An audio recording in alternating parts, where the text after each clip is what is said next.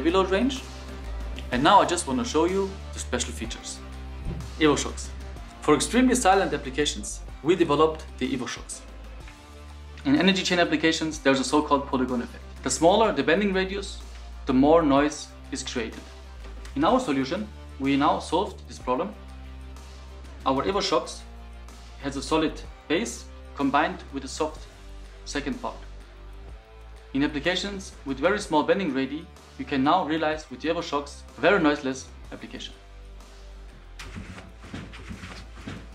The EVOCHAIN is an extremely silent energy chain, thanks to the Evosilence. The Evosilence is a damper which is installed inside the link.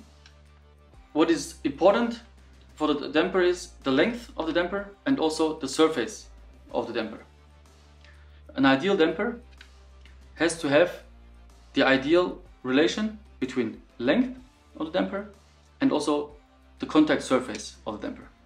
If the length of the damper would be too high, we would get a really high pretension, which is not necessary. And if you have a very small surface here on the damper, then we would not have enough forces to pull back even after many million cycles. So we developed a perfect tool to get a really silent EVOCHAIN.